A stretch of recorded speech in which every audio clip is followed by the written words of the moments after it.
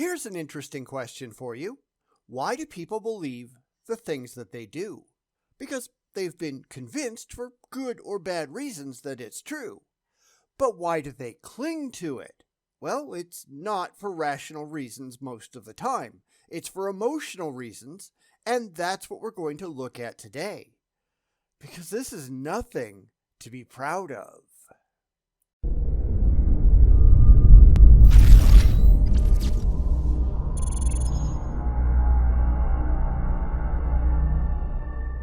It's been quite a while since we looked at an Andy Bannister video, but when one popped up in my feed recently, I just had to go and take a look. Here, he asks a simple question. Don't we all just believe the things that we want to? Well, for Andy, apparently he does. For the rest of us, who knows? It's really not that simple. So let's talk about it. Don't we just believe the things that we want to? I had an atheist friend recently say to me, you Christians, the reason you believe is you just read Christian stuff and you just read the arguments that support your position, you ignore anything to the contrary, and that's why you're a Christian. Basically, yes. The same thing happens to Muslims and Hindus and all the rest. For those who are indoctrinated into the faith from a very young age, it's really the only thing that they've ever seen. They believe it because it's the only choice they've ever had. Young minds are very, very easy to mold, and religion has known that forever.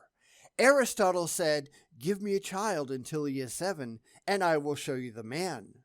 Most of your mental processes are fixed by that time, and the religious put a lot of emphasis on early childhood indoctrination. I wonder why. Unfortunately, they are not alone, and that explains a lot of really unfortunate things in the modern world. Now, that's actually a really good question, and my atheist friend had put his finger onto an actual real psychological phenomenon. It's called confirmation bias. If you come to things later on in life, then yes. But for young children, it's called indoctrination because they don't have a choice. Their biases are being formed specifically by their parents, by their churches, and by their communities, and they can't say no. If you actually have a choice in the matter, say, if you come to religion as an adult, then you could, and often do, simply refuse to read anything outside of your particular religious niche. This is reinforced by most religions who don't want you to question or doubt your beliefs. You might walk away and stop giving them money if you do that, and they don't want you to do that, do they? It's really why religion works as it does. It keeps the money rolling in. And it's the tendency that we have as humans to believe things that align with what we already believe and to ignore evidence to the contrary. Perhaps a sort of light-hearted example, a few years ago, my wife and I were in the market for a new second-hand car because our old banger had died, and I really wanted a red car and she really wanted a blue one. And so we got into this little sort of argument as we were driving somewhere one day that we would start counting the red and blue cars that we saw, and whoever got the highest number would win and would get the second-hand motor of their choice. Honestly, you would have both lost because the top colors are white, black, gray, and silver. Blue comes in just ahead of red, but by less than a percentage point. I mean, yeah, that's just a little bit of trivia. It doesn't really matter, but hey, for anyone interested, there you go. Just to touch on what he said, though, it is indeed common to believe the things that most confirm what you already believe, and to reject the things that don't. And that's a human foible. It has nothing really to do with religion. It's also something that you can do something about if you care to make an attempt. I will often tell people, religious or otherwise, that your brain state is ultimately under your control. You don't have to be irrational. You can choose to care about reality, and while it might be a struggle initially to get there, if you keep working at it, if you keep questioning, if you keep making an effort, you can achieve success. Of course, most people don't want to do that because that's a lot of hard work, which is why most people out there are gullible idiots without a clue in the world. It's just easier not to ask questions or demand evidence.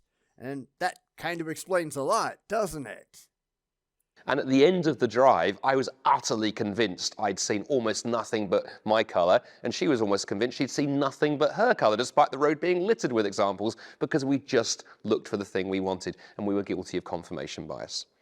So far, he's actually doing pretty good.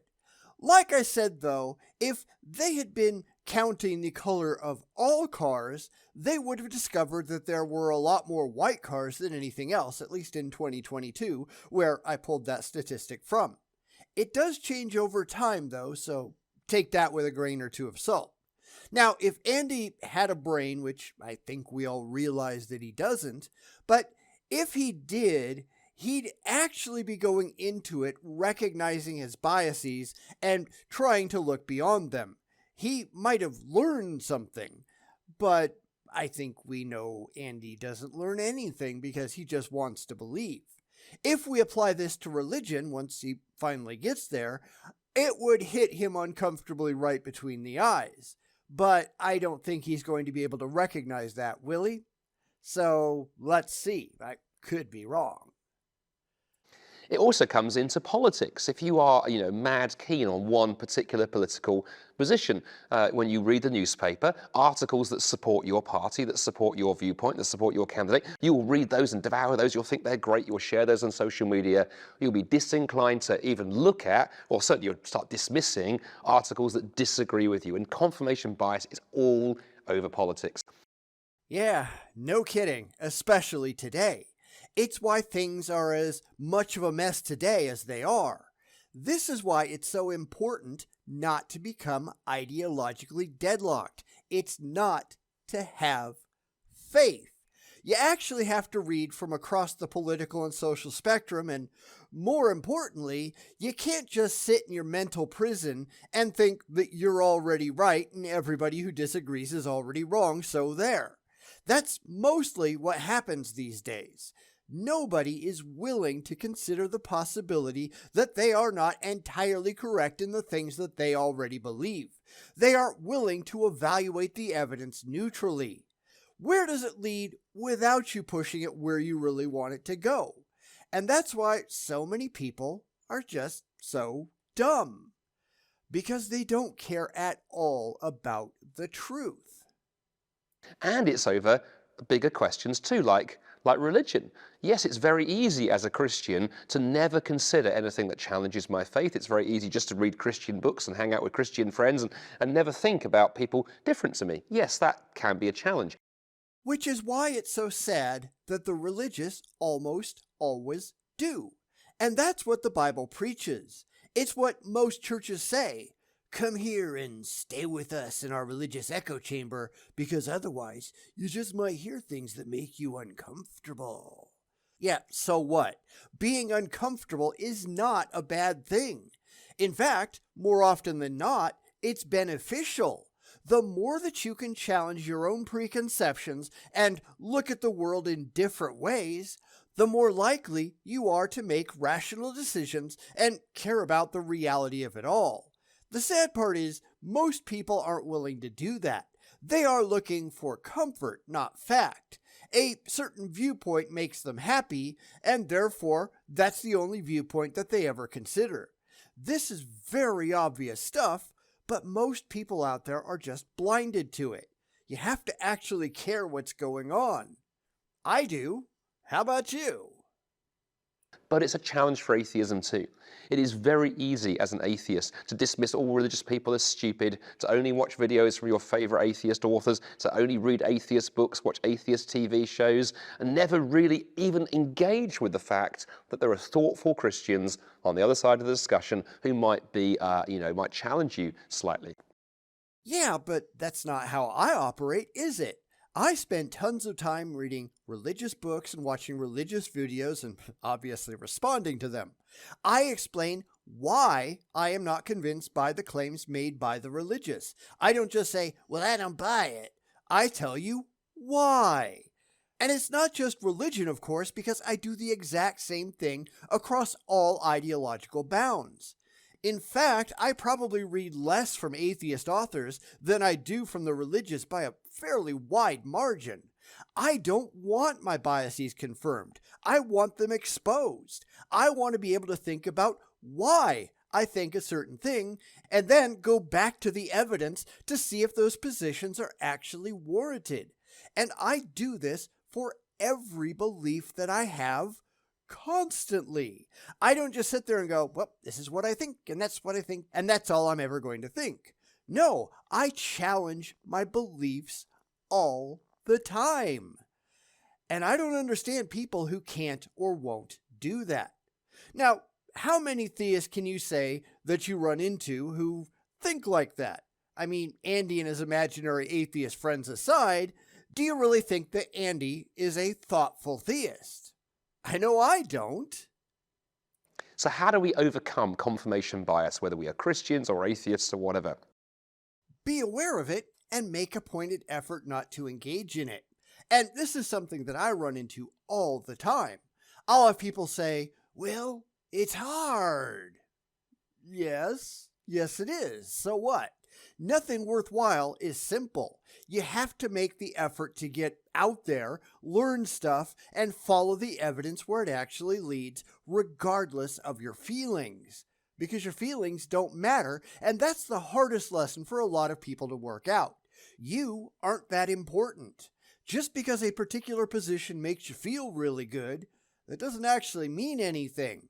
That position should only be held if it is actually, demonstrably, verifiably true and supported by objective evidence. You have to understand why you think these things, and it can't just be fifis and faith. You've got to have some kind of solid, defensible justification, and sadly, most people simply don't. 2 bits of advice. Firstly, get some people in your friendship circle who think differently to you. If all you have in your friendship circle are people who think like you, then what you have there is what we call an echo chamber. And that's what most Christians and other religious people have. Their churches encourage them to spend all of their time within its walls. Do church activities, attend church services, come to church events. Some of them are really extreme, insisting that you eject anybody who doesn't believe just as you do from your life because they might lead you astray. They don't want you to be exposed to anything but their way of thinking. Why? Because they have a vested interest in keeping you around. They want you to keep giving them your money. Come on, tell me this isn't that hard to understand. So if you're an atheist, make sure you hang out with some Christians from time to time, especially ones who can challenge you and push back a little bit and just make you think. I don't know about hang out with, but certainly I do associate with Christians and Christian arguments all the time, but they don't really make me think. I mean, they mostly make me roll my eyes. Because once again, just before I started writing this video, there was another mindless interaction with a Christian where he kept insisting that I was going to hell. Okay, what's your evidence for that? Well, I don't have any evidence, but one day you'll see. Yeah, okay. And why should I take that seriously at all? And how is that more of a credible claim than, I'm going to send Zeus to kick your ass? He had no answer to that, and he didn't even try to address it. He was just expecting me to roll over and go, oh my God, you're right, I'm sorry. He just kept repeating the same old stupid line over and over again. And we know what they say about that. That's the very definition of insanity. This is why the religious don't impress us. They're just dumb. And yes, if you're a Christian, don't just hang out with Christians. Hang out with people who think a little bit differently. They'll sharpen your thinking, and of course, from a Christian perspective, what a great mission field too. That's not how it works, though, at least not in my experience. The non-religious don't tend to run away from the religious. I mean, we might get bored at the endless stupidity and just wander elsewhere, but we're not afraid of it because they have nothing intelligent to say. The religious, though, they do run away from the non-religious all the time. We say things that they don't like, and they just tuck their tails between their legs, and they run back to the religious echo chamber because Really, what else can they do? This is all about feelings, and it is never, ever, ever about facts. They are terrified of the facts. It's why we know that Andy here doesn't hang out with any actual atheists, no matter how much he claims otherwise. The same goes for people like Frank Turek, William Lane Craig, etc., etc. These people wouldn't be this dumb if they actually were exposed to and took seriously the objections that the non-religious offer. They don't care. They just want to believe. But one other thought as well, make sure you read widely. It's easy just to read, authors from your own side. Don't just do that. If you're a Christian, occasionally read a little bit more widely. Find out what others are saying. Maybe ask your atheist friends, what should I read? That would be a good, representation of your position. And if you are an atheist and you have never read a really good, solid Christian book written by an author who can really explain Christianity and answer your arguments well, then really, how confident are you in your atheism? See, I've done all that. I have tons and tons and tons of Christian and Muslim and Hindu and, well, lots of other books on my bookshelf. I have read all of the holy books numerous times. I know your arguments and I know your beliefs, and none of them impress me at all. I can take them all apart with ease, and I not only understand what you believe, usually, I can't speak for everybody, but usually I understand why you believe it. And this is why you guys tend to have problems, because we know more about your religions than you do. According to Pew Research, and to be fair, others as well, atheists know more about religion significantly than any group outside of the Jews. Trust me though, the Jews aren't any more rational than any other religious group. They believe blindly just like all the rest, they just tend to know a lot. We know your religion, and we know why it's wrong. That's why we're not religious. That's kind of a problem, don't you think? The most well-read people out there tend to be atheists. How do you think we got there in the first place? But one last thought. I think it's interesting that built into Christianity is actually the very antithesis of confirmation bias. No. Or, since I don't know exactly what he's going to say, he doesn't know what that means. I guess we'll see. Yet, if you really think about it, no theist can possibly work against confirmation bias because all theists rely on faith. What is faith? It's really just another word for confirmation bias. It's believing something because you want it to be true, not because you have any evidence that it is. If you had evidence, you wouldn't need faith. You could just trot that evidence out at any time to prove that your beliefs were true. But let's get back to Andy. Somehow, I think we're going to disagree. Because it occurs to me that all the first Christians were not inclined to automatically believe Christianity. They didn't go out looking for things to support the Christian faith because they were all Jewish. Yeah. They were already programmed to be looking for things that Judaism had been preaching forever. Like a Messiah. They were looking for one actively, one that would defeat the Romans and free the Jewish people. Now, that's not what they got, which is why a lot of Jews to this day don't accept Jesus, but it's not that hard to take the claims of the early Christians and make them attractive to the desperate Jewish population of the time. Some of them bought into it. Why? Confirmation bias. Then you had generation after generation of people, all raised from childhood, to think this stuff was automatically true, and anything that they saw in their lives that their programmed beliefs could convince them was proof of God, well, they were convinced because, Most of the first Christians were Jewish, even in the case of someone like the Apostle Paul, so adamantly Jewish, he was a persecutor of the early church. They didn't want confirmation bias. They were naturally inclined to believe Judaism. It functioned well for 1,500 years. And it wasn't giving people what they wanted. They wanted somebody to save them from the Romans back in the day. That wasn't happening. Therefore, they went where their emotions took them. That's how all religions work, after all. That's what they wanted to be true. If we look at the history of Christianity, it's happened time and time again.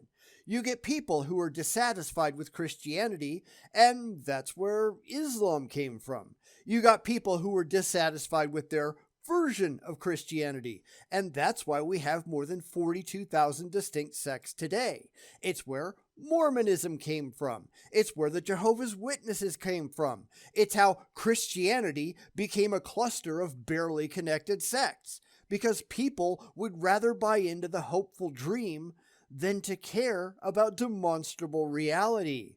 And it's still going on today. Get real, Andy.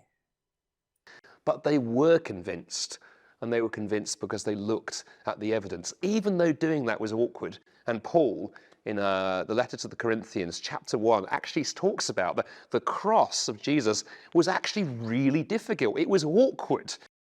Since Paul never really talked about Jesus as a real person, no, not really.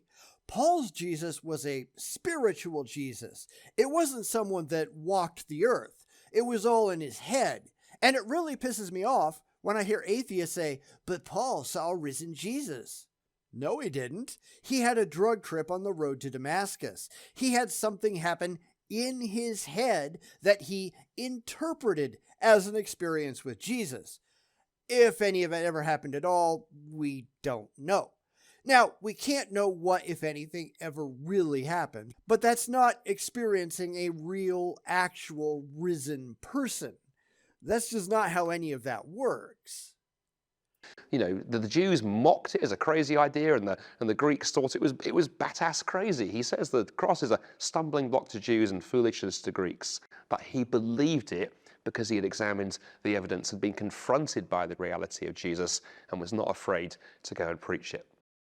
What evidence? I mean, honestly, of the 7 legitimate letters from Paul that we actually have, what evidence did he have? And I mean demonstrable, verifiable evidence that he could examine rationally. Because nowhere in any of his letters did he do that. This was all faith and wishful thinking. Paul had as much evidence as David Koresh or the Heaven's Gate cult, i.e. none. He just thought that it sounded like a really good idea, and then he preached it to others, some of which agreed that it was a really good idea and started believing it was true. But that doesn't make it actually true, though. That's kind of the problem. So whatever your beliefs watching this, make sure you read widely, hang out with others who think differently, but especially if you're an atheist, don't be a lazy atheist. Talk to Christians who know what they're doing, read widely, and see where the evidence leads you. He's just assuming that atheists aren't already doing that. There are a ton of atheists on YouTube alone who have response channels like mine, and we rip Christianity to shreds. We know it better than you do. We're just not willing to flush our critical faculties down the toilet in exchange for emotional comfort. That's not how rational people operate. Andy and his ilk do believe things because that's what he wants to do. Because he's not capable of dealing with the evidence as it is and setting aside his own feelings and wishful thinking and going where the evidence clearly leads. Atheists, at least the rational atheists, we're not doing that. At least I'm not doing that. I don't get to speak for anybody else. His side tends to do all of the things that he tells them not to do, yet they all do it anyhow, don't they? Wonder why? Oh, right, it's because they don't actually care about the reality of the situation. They don't care if there are any gods. They only care if the idea of gods makes them happy. But who cares about that? Really, who cares? Who should care? Nobody, that's who. Sad that so many can't help themselves, right? Sad that these people are just so dumb.